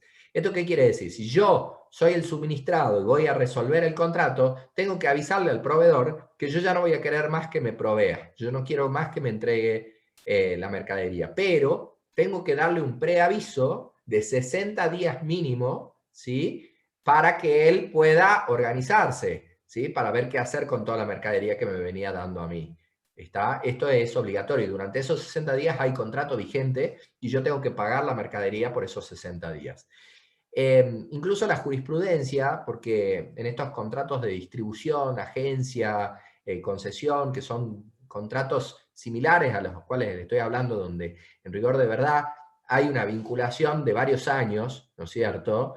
A veces la jurisprudencia lo trató, es muy interesante los casos en los cuales viene el fabricante y rompe abruptamente, de manera intempestiva, el contrato. Entonces deja a la empresa suministrada o a la concesionaria con todos los empleados a cargo, con muchas obligaciones pendientes. Entonces la jurisprudencia básicamente dijo, bueno, el preaviso va a ser Mariano, un mes se nos está cortando tu... antigüedad del fabricante. Sí, Mariano, perdón, se nos está cortando esto sí, último que has dicho, a ver si lo podés decir de nuevo, porque se ha querido sí, cortar. sí. A ver, ¿ahí se me escucha bien? Sí, ahora sí. Bueno, avísame si se corta, María Victoria. Lo que les estoy diciendo es que la jurisprudencia estableció básicamente un mes de preaviso por año de antigüedad. Si yo con la empresa tenía una antigüedad de 10 años, que teníamos un contrato de hace 10 años, bueno, la jurisprudencia dijo más o menos que el preaviso van a ser 10 meses, ¿sí? Un mes a razón de año de antigüedad. Esto, bueno, como nota de color. También el código, acá en los artículos 1184 y 1185, distingue si el incumplimiento por alguna de las partes es de notable importancia, de modo tal que hace imposible la continuación del contrato, puede resolver el contrato la parte víctima, quien diría, o sea, el cumplidor, ¿sí? Y tiene que avisarle y le resuelve el contrato. Caso contrario, puede suspender el contrato. O sea, ¿qué significa suspender el contrato? Bueno, como vos venís incumpliendo y yo te notifiqué, te intimé a que regularices tu situación y vos no lo hiciste, bueno, entonces yo te voy a suspender los pagos. Hasta tanto vos no me mandes la mercadería, yo te suspendo los pagos, te suspendo el pago de las facturas. Eso lo dice el 1185 del Código Civil y Comercial. Obviamente, como ahí les puse, es importante de que previamente se lo haya intimado. Bueno, la extinción del contrato de suministro generalmente será por el plazo, ¿sí? Por el plazo o por la resolución que acabamos de ver ante el incumplimiento. Bueno, si no hay dudas o lo pasamos para más tarde, pasaríamos al contrato de consignación. Sí, Mariano, yo te quería preguntar, Sí, este contrato de suministro, hoy se trata digamos, no siempre de suministro, sino que se hacen las franquicias, ¿no? El contrato de franquicia es lo que se hace más que el contrato de suministro, ¿no? Me parece. sí, lo que pasa es que depende, porque no hay contrato de franquicia en el ejemplo, por ejemplo, que yo con los supermercados. Los supermercados, Ah, claro. todos los productos que venden en su gran mayoría es suministro. La franquicia hablamos más cuando estamos hablando de automotores, de vehículos de automotores o, ¿no es cierto? O perdón, o los negocios que ves en el shopping, en el patio de comidas. cuando tenés una con Mostaza, o McDonald's, o Burger King, o todas estas empresas de comida rápida, son típicos contratos de franquicia, en donde en rigor de verdad el franquiciante exige mucho al franquiciado. Cómo es el local, cuántos empleados va a tener, cuál es el eslogan, el tamaño. Es decir, hay demasiada incidencia y control por parte del franquiciante en el franquiciado. Aquí, Claro. en el contrato de suministro, no, hay más libertad. Yo simplemente te entrego el producto y vos te encargás de venderlo. Claro, claro, perfecto. En el contrato de franquicia en realidad se trasladan los riesgos. O sea, es como una sucursal, digamos. Exacto, Claro, exacto. son como sucursales. En cambio, en el suministro de mercadería, el proveedor le suministra la mercadería al comerciante. Exacto, así es. Que en el Es otro correcto. también hay suministro de mercadería, pero se crea una entidad diferente que es a cargo del franquiciado. Entonces se trasladan los riesgos. Exacto, el franquiciante en realidad exige mucho, pero da poco, porque después no quiere ser responsable por deudas laborales, previsionales, Claro, pero la jurisprudencia, sobre todo en materia de consumo, es sabido de que si hay un defecto en la hamburguesa que me comí o me cayó mal, no solamente va a ser responsable el comercio que me la vendió, sino toda la cadena de producción hasta llegar a la empresa madre, hasta McDonald's o el que haya sido. claro, claro. Pero en el suministro, con la entrega, el suministrante ya se olvida respecto de con quién contrata el suministrado, ¿sí? Respecto a ese producto en particular. La franquicia es mucho más amplia. Si bien Sí, sí, reconozco que hay partes muy, muy similares, ¿no? Me parece que el suministro forma parte de la franquicia claro. y no al revés. Perfecto, perfecto. Muy bien la aclaración. Bueno, gracias por la Continúe. pregunta. Viene bien. Para descansar y además porque aporta, obvio. Obvio. Claro, para que respires un poco. Sí, así que seguí nomás preguntando. Ya está, ya está. Ya está. Bueno, pasamos al contrato de consignación, ¿sí? Que está previsto en los artículos 1335 a 1344, y aquí en el libro de Borda se lo caracteriza por ser un contrato en que el consignatario recibe del consignante un bien mueble con el objeto de venderlo a su propio nombre y rinda luego los resultados de esa operación. Claro, acá quien vende, ¿no es cierto?, es así, una persona entrega a otra, A le entrega a B, determinados bienes muebles, para que B los venda, pero los B los vende a nombre de B, no a nombre de A.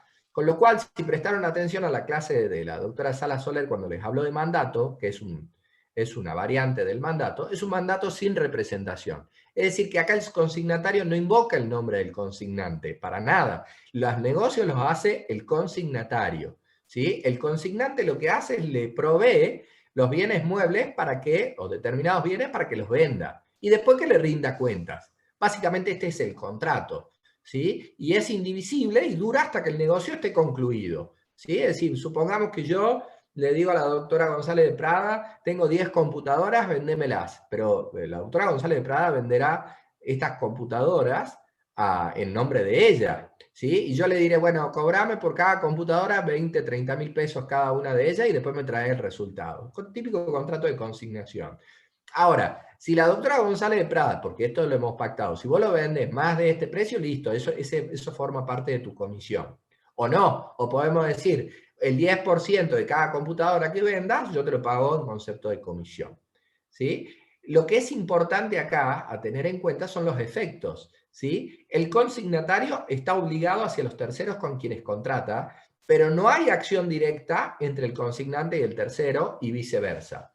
Reitero, la acción directa es aquella por la cual entre sujetos que no están vinculados contractualmente es posible la exigencia. Por ejemplo, en el contrato de locación, ¿sí? El locador puede exigir el pago del precio al sublocatario.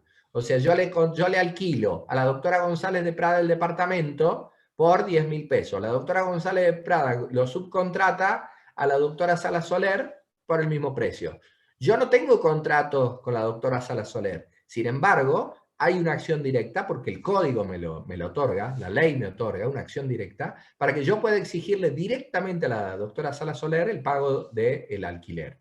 Así también la doctora Sala Soler podrá exigirme a mí, como locador, ¿sí?, que le garantice el uso y goce de la cosa. Bueno, aquí no. En el contrato de consignación, por el contrario, como no hay representación del consignante, acá no hay acción directa entre el consignante, que es quien provee las cosas, las computadoras, a la doctora González de Prada, y los compradores de las computadoras a la doctora González de Prada, sino que los terceros tendrán que reclamar todas las obligaciones y derechos que tengan únicamente al consignatario, en este caso la doctora González de Prada.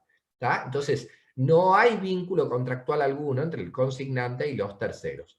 La relación es entre el consignatario y el tercero, siendo ajeno el consignante. Bueno, los caracteres son muy parecidos a los que recién vimos: un contrato nominado, típico, consensual, oneroso, bilateral. No es formal, también, no es formal, no se exige ninguna determinada, ni que sea por escrito, ni nada. Puede ser expreso o tácito, y claramente puede ser, que así generalmente lo es, el contrato de consignación, de ejecución continuada, ¿sí?, que va a perdurar en el tiempo. Los bienes, esto es importante para ustedes, los bienes deben ser incluidos en el inventario del consignante al cierre de los libros y en cuentas separadas. En cambio, en los libros del consignatario se debe hacer un inventario como de pertenencia de tercero. ¿Y esto por qué? Porque los bienes, si bien los vende la doctora González de Prada, forman parte del patrimonio del consignante. No se ha trasladado la propiedad al consignatario. El consignatario es una suerte de mandatario sin representación o un gestor de negocios. ¿Está? No ha comprado los bienes muebles que el consignante les entregó. Él sigue siendo dueño el consignante. Respecto a las obligaciones del consignatario, es decir, quien tiene que vender, tiene que ajustarse a las instrucciones recibidas del consignante. Esto es fundamental, porque si se aparta del negocio, va a ser responsable de los daños y perjuicios generados al consignante. Por ejemplo, si vende a un precio menor que el que corresponde, tendrá que pagar la diferencia el consignatario al consignante, así como todo daño causado por el apartamiento en las instrucciones. ¿Sí? Está claro, es un mandatario sin representación. Tiene que cumplir todo lo que dijo la doctora Sala Soler respecto a las obligaciones del mandatario, se replican en este caso de la consignación. Tiene que cumplir el mandato, tiene que informar del avance de las ventas al consignante, el consignatario, tiene que conservar las cosas porque, reitero, no es dueño, ¿sí? Está recibido para conservarlas y poder venderlas. Tiene que guardar confidencialidad del contrato, de todo lo que el consignante le ha provisto o haya tomado conocimiento a raíz del contrato, y tiene que ir informando las ventas y rendir cuentas. Obviamente hay una obligación típica y clásica de rendición de cuentas por parte del consignatario a favor del consignante, y le tiene que ir dando los beneficios y utilidades. Obviamente tiene un derecho de retención, puede cobrarse la comisión, ¿no es cierto? Puede descontar de las utilidades o beneficios su comisión pactada, lo que haya pactado y no más allá de eso. Si no se pactó la comisión, bueno, se paga la que sea de uso en ese lugar, ¿sí? Y obviamente hay una obligación de pagar el precio por parte del consignante, el consignatario, pero el consignante no puede disponer y los acreedores del consignatario no pueden embargar hasta tanto no se pague el precio. Esto es importante, fíjense que lo dice el artículo 1344. Si el consignatario se obliga a pagar el precio en caso de no restituir las cosas en un plazo determinado, el consignante no puede disponer de ellas hasta que le sean restituidas. Fíjense que esto es una excepción al carácter de ser dueño de las cosas. El consignante es dueño de las cosas, pero si el consignatario dijo que le va a pagar el precio si no las devuelve a las cosas, si no le devuelve las cosas en un tiempo determinado, el consignante no puede disponer. Y los acreedores del consignatario no pueden embargar las cosas consignadas mientras no se haya pagado su precio. Todo, vuelvo, porque el propietario de las cosas es el consignante. Bueno, pasaríamos a fianza, a menos que haya alguna duda o pregunta, María Victoria.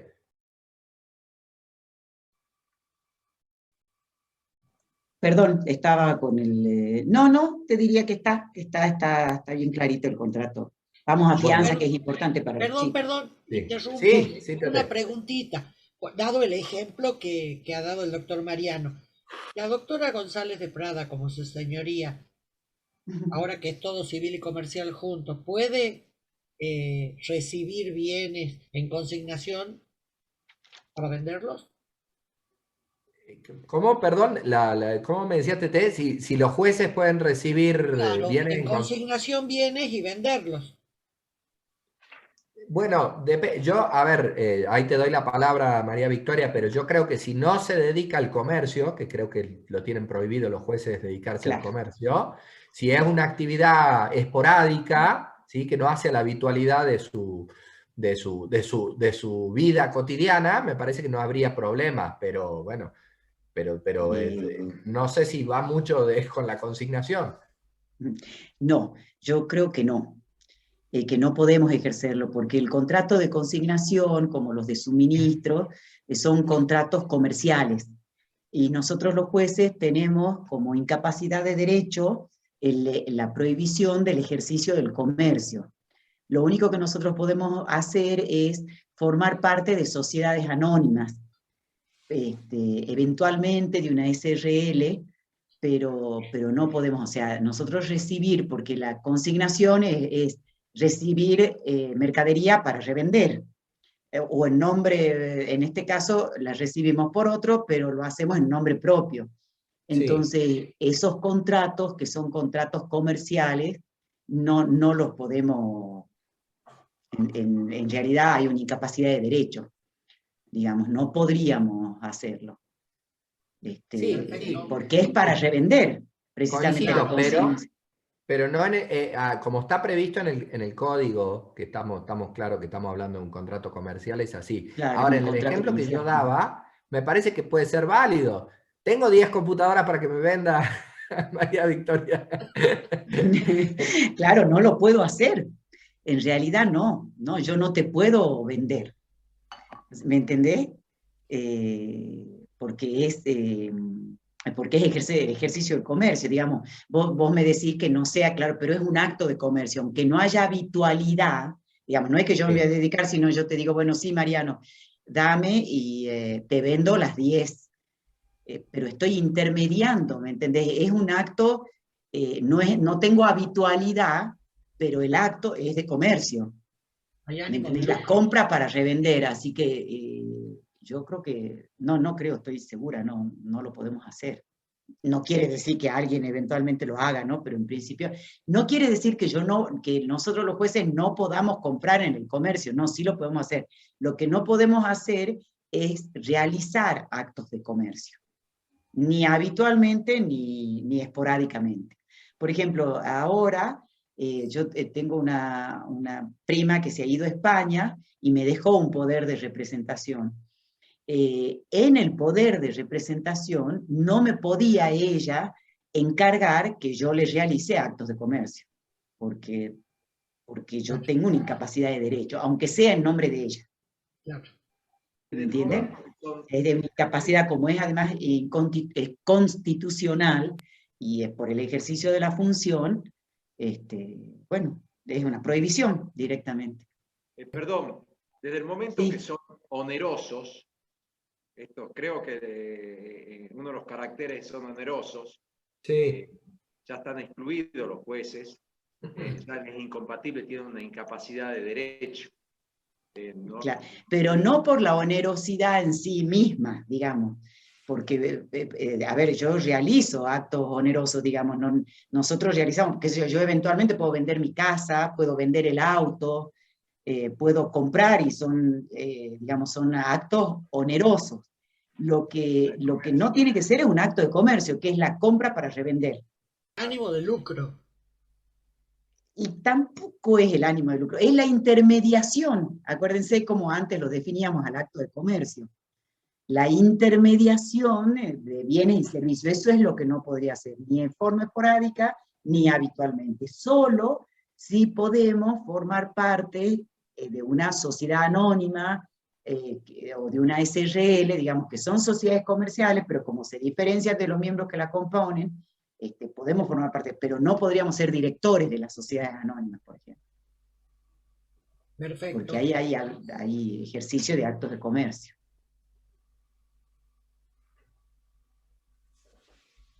Es grande la prohibición.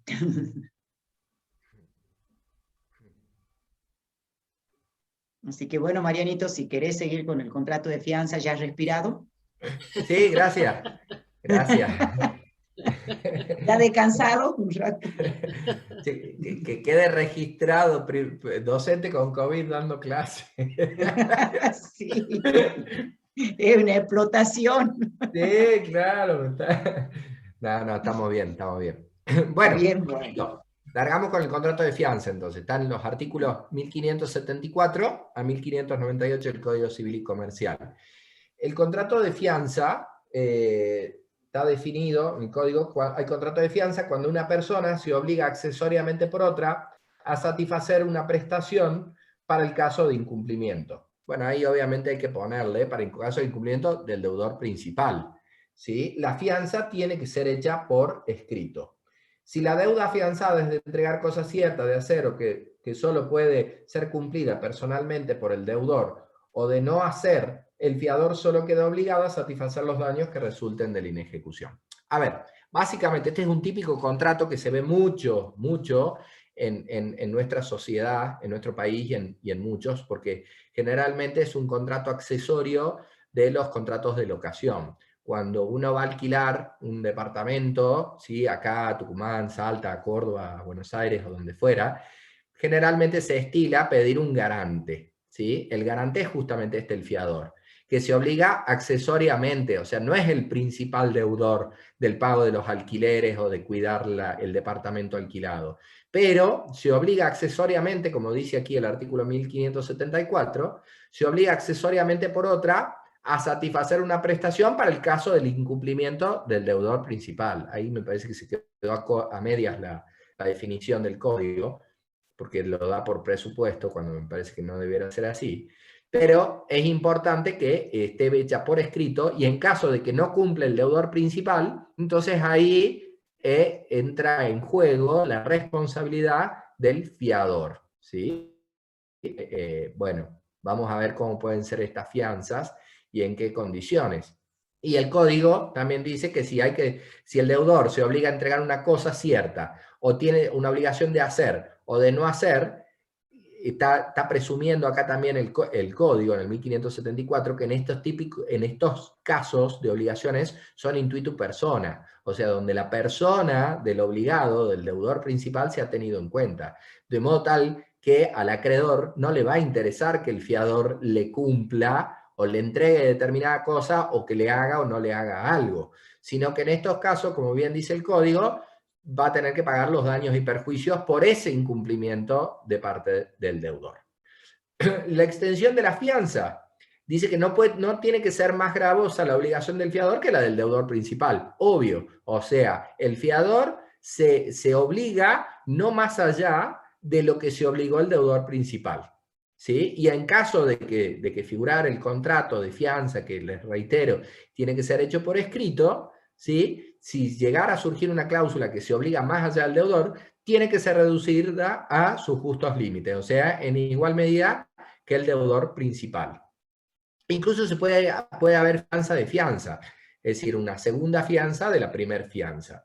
Este contrato de fianza, en cuanto a la extensión, incluye los accesorios de la obligación principal, los gastos y las costas judiciales, ¿sí? Es decir, que si el acreedor se vio obligado a iniciar juicio contra el deudor principal y el fiador, y el deudor principal no tiene bienes para cumplir, y el fiador está obligado porque se dictó una sentencia en su contra, tendrá que pagar toda la obligación principal con todos los intereses y los honorarios y costas del juicio, ¿sí? También va a estar alcanzado por todo ello el fiador. Puede ser afianzada toda obligación actual o futura, y son válidas las fianzas generales, o sea, sin precisar por cuáles obligaciones, ¿sí? Actuales o futuras. Incluso pueden ser indeterminadas, como les estoy diciendo, pero hasta un monto máximo, ¿sí? Supónganse, yo le digo, bueno, yo voy a afianzar todas las obligaciones que vaya comprometiéndose la doctora Sala Soler de ahora en más hasta nunca más allá de 5 años. Yo puedo decir, bueno, por todo el 2021 yo voy a ser el fiador de la doctora Sala Soler, pero hasta un monto máximo. Esto es importante. Puede haber indeterminación de la obligación, pero, o sea, por qué tipo de obligaciones yo voy a afianzar, pero puede haberlo, pero tiene que haber una precisión del monto, justamente en tutela del propio fiador, que a veces los hacen firmar contratos de adhesión, donde el fiador no sabe hasta cuándo se está obligando y por qué obligaciones, pero al menos tiene que saber de que se va a obligar hasta un monto máximo. La retractación de la fianza es totalmente posible y puede serle oponible, ¿no es cierto?, al acreedor si se le notifica y por las obligaciones posteriores. A ver, ¿cómo sería el caso? Yo puedo ser fiador de un contrato, ¿sí?, pero por las obligaciones posteriores de la doctora Sala Soler, supongamos, ¿sí?, yo puedo retractarme de ahora en más. Yo voy a decir, bueno, listo, ¿sabes qué? Yo me obligué por todas las obligaciones de la doctora Sala Soler en el 2021, pero ahora ya estamos en agosto o en septiembre, entonces yo de ahora en más me retracto de octubre en adelante. Puedo hacerlo en tanto y en cuanto le notifique. Y estamos hablando de obligaciones indeterminadas. Si la obligación está determinada, yo no puedo retractar la fianza, esto está claro. Estamos hablando de ahí en el futuro. Es decir, yo en agosto o septiembre podré retractar la fianza para las obligaciones que la doctora Sala Soler celebre de septiembre en adelante. No así por las obligaciones anteriores. Bueno, fíjense, quería leerle estos 2 artículos que no sé por qué los pusieron acá, el codificador los puso acá en el contrato de fianza, porque no termina siendo fianzas, pero es importante lo que dicen y no quería dejar de pasarlo sin leer. Dice las cartas de recomendación o patrocinio. Las cartas denominadas de recomendación, patrocinio o de otra manera por las que se asegure la solvencia, probidad u otro hecho relativo a quien procura créditos o una contratación, no obligan a su otorgante, excepto que hayan sido dadas de mala fe o con negligencia, supuesto en que debe indemnizar los daños sufridos por aquel que da crédito o contrata confiando en tales manifestaciones. Claro, ¿qué es lo que está diciendo acá el código? Si yo doy una carta de recomendación de que la doctora Sala Soler es una persona muy responsable en sus obligaciones, muy comprometida y de que nunca ha faltado y que incluso es solvente, si el día de mañana la doctora Sala Soler incumple alguna obligación a quien yo la recomendé, yo puedo llegar a ser responsable si actúe de mala fe, ¿sí? Y esto está muy vinculado también con aquellas empresas crediticias o bancarias donde también dan consejos sobre solvencia de determinada persona. Si se demuestra de que hubo mala fe o falta de control de una auditoría en serio por parte del banco, de la entidad, que no supo saber de que esta persona era solvente, puede incurrir en responsabilidad y puede ser responsable de los daños y perjuicios por los incumplimientos de que la persona recomendada no atienda, ¿sí? También el 1582 dice el compromiso de mantener o generar una determinada situación de hecho o de derecho no es considerado fianza, pero su incumplimiento genera responsabilidad del obligado, ¿sí? En estos casos no es fianza, pero también pueden generar responsabilidad en la persona otorgante. Bueno, si hay dudas sobre estos artículos los vemos. No quiero seguir demorando porque estamos medio jugados con la hora. Vamos a ver entonces los efectos que establece el contrato de fianza. Primero que nada, entre el fiador y el acreedor, ¿sí? Bueno, está el famoso beneficio de exclusión y beneficio de división. Estos son típicos efectos que tiene el contrato de fianza, incluso desde Vélez a esta parte. El beneficio de exclusión, dice el 1583, que el acreedor solo puede dirigirse contra el fiador una vez que se haya ejecutado los bienes del deudor. Si los bienes ejecutados solo alcanzan para un pago parcial, el acreedor solo puede demandar al fiador por el saldo. Estos beneficios de exclusión y división, generalmente en los contratos se los hace renunciar al fiador, ¿sí? Se los constituye como fiadores solidarios, o sea, una suerte de codeudor solidario, no tanto como fiador. Se dibuja la figura del fiador, del que se obliga accesoriamente por otro, y se lo se lo pone al fiador solidario como si fuera otro codeudor solidario. Pero si esto no es así y el fiador no ha renunciado a su beneficio de exclusión, el fiador puede exigirle al acreedor que vaya primero contra el deudor, que le cobre al deudor, que le embargue y que le remate todos los bienes al deudor, y si existe algún saldo, recién venga a agredirme patrimonialmente en mis bienes. ¿Sí? Ese es el beneficio de exclusión. Vaya primero al deudor, fíjese qué bienes tiene, cóbrese de ahí y luego recién me viene a ver a mí. Hay excepciones, obviamente, a este beneficio de exclusión, que es cuando la fianza es judicial o cuando el fiador ha renunciado a ese beneficio, o cuando el deudor principal se fue del país o no tiene bienes para atender. Subsistencia del plazo, dice el 1586. No puede ser exigido el pago al fiador antes del vencimiento del plazo otorgado al deudor principal, aun cuando éste se haya presentado en concurso preventivo o haya sido declarada su quiebra, excepto pacto en contrario. Bueno, obvio, yo no le puedo exigir el pago de la obligación antes de tiempo, antes que haya vencido al deudor, antes que al fiador. ¿Sí?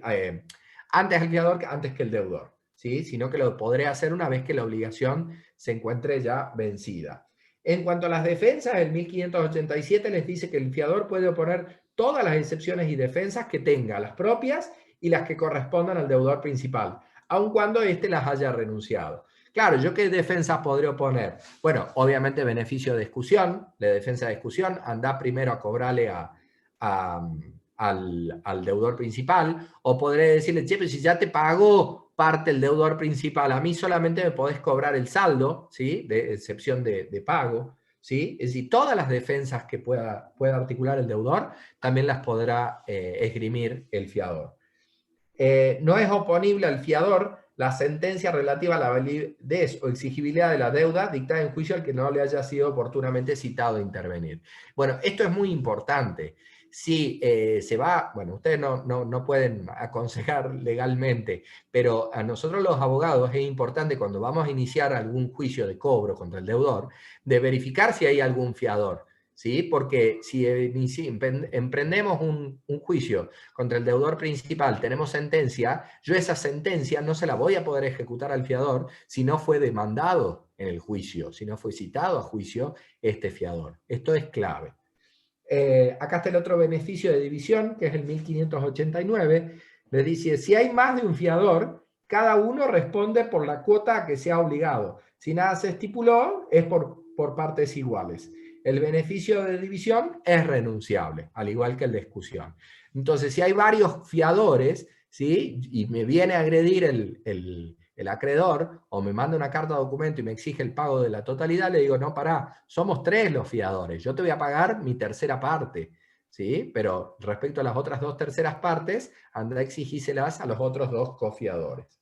La fianza solidaria, que es esta de la que les hablé, en el artículo 1590, ¿sí? Es cuando obviamente ustedes saben que la solidaridad puede ser de fuente convencional, si así se pactó, o legal, ¿sí? La responsabilidad del fiador es solidaria con la del deudor cuando así se convenga, o sea, así lo pactamos, o cuando el fiador renuncia al beneficio de exclusión. En estos casos también se considera, en los contratos generalmente las cláusulas dice principal pagador, ¿sí? Fianza solidaria. Entonces en estos casos, reitero, es como que se desdibuja el carácter del fiador y se lo equipara más bien a un codeudor solidario. Pero obviamente que si sigue figurando como fiador, el fiador más allá de que haya solidaridad, podrá esgrimir eventuales defensas, ¿sí? Como por ejemplo, ya vamos a ver la caducidad de su garantía si existen prórrogas, cosa que no podría hacer el codeudor solidario. Ahora lo vamos a ver. Lo mismo el 1591 les habla del principal pagador. Se lo considera como deudor solidario, tal como recién vimos en la fianza solidaria. Bueno, los efectos entre el deudor y el fiador, es decir, el principal obligado y el fiador. ¿Cuáles van a ser estos efectos? El fiador que cumple con su prestación queda subrogado en los derechos del acreedor y puede exigir el reembolso de lo que ha pagado con sus intereses del día de pago y los daños que haya sufrido como consecuencia de la fianza. Bueno, obviamente, si el fiador pagó, no era deudor principal, no era obligado al pago. Está bien, dio esta garantía, por el deudor principal. Pero una vez que pagó, se subroga, se pone en el lugar del acreedor y ahí nomás se da vuelta y le exige el pago a el verdadero deudor y le pide el reembolso de todo lo que ha pagado, con más los intereses y eventuales daños que se le haya provocado esta situación de pago como fiador. ¿Sí? El fiador debe dar aviso al deudor principal del pago que ha hecho. Apenas pagó el fiador, le tiene que decir, che, le he pagado al acreedor, devolveme, reembolsame. ¿Por qué? ¿Por qué le exige esto el código en el 1593? Porque no vaya a ser que el acreedor cobre dos veces y quien paga mal, quien paga dos veces, paga mal. Entonces, en este caso se le avisa al deudor diciéndole, yo ya pagué como fiador, yo ya pagué, ahora pagame a mí, no le vuelvas a pagar al acreedor. El deudor puede oponer al fiador que paga sin su consentimiento todas las defensas que tenía contra el acreedor. Y si el deudor ha pagado al acreedor antes de tener conocimiento del pago hecho por el fiador, este solo puede repetir contra el acreedor. Claro, ¿qué les está diciendo aquí el código? Si el fiador paga al acreedor, pero ya le había pagado antes el deudor, sin saberlo, ¿sí? Sin que el deudor sepa de que el fiador iba a pagar, el fiador únicamente podrá reclamarle al acreedor que le devuelva la plata o lo pagado en más. El fiador tiene derecho a obtener el embargo de los bienes del deudor u otras garantías, dice el 1594, si lo demandan judicialmente. Fíjense, si lo llevan a juicio al fiador, el fiador puede pedir el embargo u otras garantías del deudor principal si el acreedor lo demanda, ¿sí? Si lo lleva a juicio. O si está vencida la obligación, el deudor no la cumple, o si el deudor se ha obligado a liberarlo en un tiempo determinado y no lo hace, o han transcurrido 5 años del otorgamiento de la fianza, bueno, y ahí o asume riesgos distintos a los normales de su giro, o se ausenta del país sin dejar bienes. Claro, ¿qué es lo que está diciendo acá el código? Le está dando garantías al fiador. Le está diciendo, si existe una situación anormal por la cual peligra de que el fiador no pueda luego obtener el reembolso, puede obtener embargo de los bienes del deudor principal u otras garantías. En estos casos, si lo llevan a juicio, si el deudor principal asume riesgos notorios, si se ausenta del país, si pasan más de 5 años del otorgamiento de la fianza, etcétera, etcétera. En estos casos, el código protege al fiador y le da la posibilidad de poder embargar en estos casos. El 1595 les habla de los efectos entre los cofiadores y le dice que el cofiador que cumple la obligación accesoria en exceso de la parte que le corresponde, queda subrogado en los derechos del acreedor contra los otros cofiadores. Claro, obvio, si existe el beneficio de división, somos 3 cofiadores, cada uno es obligado por una tercera parte de la obligación, y yo pagué de más, ¿sí? Pagué, supongamos, la mitad o 2/3 partes de la obligación, yo me subrogo en la parte del acreedor y podré exigirle que me devuelvan los otros cofiadores la parte pertinente, ¿sí? Bueno, vamos terminando en lo que respecta a las causales de extinción del contrato de fianza, ¿sí? ¿Cuándo se va a extinguir? Si se prorroga la obligación sin consentimiento del fiador. Esto es clave, esto pasa mucho en la práctica. En mi estudio, seguramente Marcos, en TT y en la jurisprudencia, seguramente María Victoria lo has visto. La principal defensa a veces de los fiadores es la caducidad. ¿Por qué? Porque yo vengo, por ejemplo, y hacemos un contrato de locación por 3 años. ¿Sí? Y luego, bueno, el inquilino se queda más tiempo, ¿sí? Hacemos una prórroga del contrato por 6 meses más o 1 año más. Y no ha puesto la firma el fiador en esta prórroga del contrato. Automáticamente ha caducado la fianza respecto a estas obligaciones posteriores que han sido prorrogadas por contrato, ¿sí? Aquí el código viene a proteger al fiador y le dice, usted va a estar obligado únicamente por los efectos y por las obligaciones previstas en el contrato originario que usted firmó. Si usted no firmó la prórroga, usted no va a estar obligado al pago de los alquileres posteriores. Entonces, la fianza se extingue si se prorroga el plazo para el cumplimiento de la obligación garantizada sin consentimiento del fiador, o si se transcurren 5 años del otorgamiento de la fianza general en garantía de obligaciones futuras y estas aún no nacieron, o si el acreedor no inicia acción judicial contra el deudor dentro de los 60 días de requerido por el fiador o deja perimir la instancia. Fíjense que esta última parte es muy importante, muy novedosa yo, le soy franco, no la tenía presente, pero le da un poder muy importante al fiador, ¿no es cierto? Lo protege, porque le dice que sí, el fiador intima al acreedor para que inicie juicio contra el deudor principal, y este no lo hace dentro del plazo de 60 días, la fianza queda extinguida. ¿Sí? Es un plazo de caducidad muy importante. Entonces yo vengo y lo intimo de pago al fiador para que me pague. Y yo le digo, inicia juicio contra el deudor principal. Caso contrario, la fianza se va a considerar extinguida. Es importante. Y bueno, y perimir la instancia o caducar la instancia es cuando hay una inactividad procesal. Es decir, cuando yo metí el juicio y durante el plazo de un año no lo moví, no lo insté al juicio, el Código Procesal entiende de que hay abandono de la instancia, ¿sí? Y el juicio cae, se pierde el juicio. Bueno, por último, ¿sí? Con esto les juro que lo termino, se extingue la fianza también por la novación, aun cuando se haga reservas. En Vélez era distinto. Antes, si el acreedor hacía reservas de la fianza, las fianzas quedaban. Aquí no. Aquí en el Código Civil y Comercial, aun cuando el acreedor haga reservas, la fianza, si hay novación, la fianza se extingue. Pero no cuando hay acuerdo preventivo homologado por el juez en los acuerdos preventivos, en los concursos preventivos, ¿sí? Aun cuando haya novación, pero si haya o no haya reservas, la fianza permanece, el fiador continuará obligado. Así lo establece el 1597 del Código Civil y Comercial. Bueno, la evicción de lo recibido en pago por el acreedor del fiador no hace renacer la fianza. Es decir, si yo al acreedor le entregué bienes en pago y resulta que estos bienes luego viene un tercero y reclama la titularidad de esos bienes, no va a renacer la fianza, ¿sí? El fiador no va a estar obligado por esos bienes entregados. Bueno, eso sería todo. No sé si tienen alguna duda. Bueno, perfecto. A ver, yo quería aclararles un poquito, digamos, aumentar un poquito, que, a ver, Sí. la fianza, como vos bien has dicho, es un contrato muy, muy utilizado. Por ejemplo, los bancos es el aval. Comercialmente la fianza es el aval. Generalmente es gratuita, pero se puede pedir cuando son los avales, es onerosa. Y es un contrato en el que los sujetos son el fiador y el acreedor.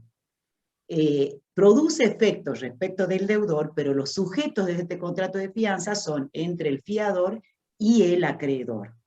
Eso acuérdense. Y siempre tiene el carácter subsidiario. Todas estas normas que les decía el profesor Mariano, que protegen de alguna manera al fiador, es porque no deja de ser un contrato por el cual él se obliga por una obligación de otro.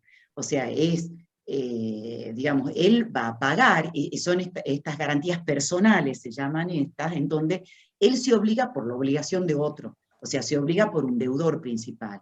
Entonces, hay ciertas normas que los protegen porque no está pagando una obligación propia, sino una obligación ajena. Entonces, este carácter de subsidiario, aunque les diga fianza solidaria y principal pagador, y la fianza sea solidaria en el sentido que no tiene el beneficio de exclusión y de división, sí es subsidiaria. ¿Y qué quiere decir que es subsidiaria? Que lo tienen que intimar al deudor, por ejemplo, para que pague. En el juicio lo tienen que traer al deudor para que pague. Si no paga, va a responder el fiador. No está bien, no tiene el beneficio de exclusión y de división, pero sí tiene que tener participación en el juicio y tiene el deudor principal y tiene que ser intimado el deudor principal para que se acredite la falta de pago por él. Es decir, eso es necesario por el carácter subsidiario de la fianza, que siempre lo tiene el contrato de fianza. Eso no se olviden. Puede ser que sea fianza solidaria, etcétera, pero la subsidiariedad en el sentido de que se tiene que acreditar que la obligación del deudor principal está incumplida. Y ahí nace la obligación del fiador. En el sistema concursal, la ley 19551 hoy permite al fiador también presentarse en concurso o presentarse en quiebre, es decir, el fiador de una deuda importante del deudor y del concursado, puede presentarse porque, por supuesto, si se presenta en concurso el deudor, van a ir los acreedores contra el fiador, entonces él ahora hoy les permite al fiador también presentarse en el concurso del deudor, digamos como en agrupamiento, es también en concurso preventivo. No sé qué más, Marianito, creo que... Sí, no, yo quería, me hizo acordar algo también, el tema de las garantías, que esto no lo dije. Tenemos garantías personales y garantías reales. Las garantías personales, el típico caso es la fianza o el aval, donde es una persona con todo su patrimonio, ¿no es cierto?, el que se obliga accesor y subsidiariamente por otro, por un deudor. Pero también tenemos las garantías reales, que en rigor de verdad son mucho más fuertes y más beneficiosas para el acreedor, como puede ser una hipoteca o una prenda. ¿Y por qué digo ello? Porque si bien es cierto que el garante puede ser una persona que puede ser solvente hoy y no sé si mañana. En cambio, la hipoteca, el bien inmueble, que es el que se da en garantía, ahí está, ahí queda, no va a sufrir perjuicio alguno, y si el día de mañana se saca remate para poder cobrarse la deuda, por algo le llaman en la reina de las garantías. O sea, usted tiene asegurado el cobro. Incluso lo van a ver también en materia concursal y de quiebras, que existen determinados privilegios y favoritismos en el cobro rápido si uno es acreedor hipotecario. No así tanto con el garante. Por eso, si a uno le preguntan qué es mejor como garantía, las reales como una hipoteca o un garante, no lo duden que va a ser la hipoteca como mejor garantía, porque les vuelvo a decir, está bien, cada uno determinados contratos, por ahí para un contrato de locación una hipoteca es demasiado, no se estila, a menos que sea unos alquileres de 1 millón de pesos mensuales, ¿sí? Estamos realmente en una deuda, un contrato medio atípico, ¿no? Pero generalmente en los contratos de locación se piden garantes. Sí, y por último, en relación a una pregunta que ha hecho alguien que recién le he visto, aquí estamos hablando de la fianza, no estamos hablando del fiado. Es decir, la pregunta está confundiendo. Cuando uno saca el fiado en un kiosco, dice uno va a un kiosco y paga, dice, o sea que no es lo mismo, claro, no. Una cosa es fiado, digamos que nos den gratuitamente algo, y otra Tiene cosa que es ver la con la fianza. compraventa. Tiene que ver con Claro, la compraventa, el fiado. pero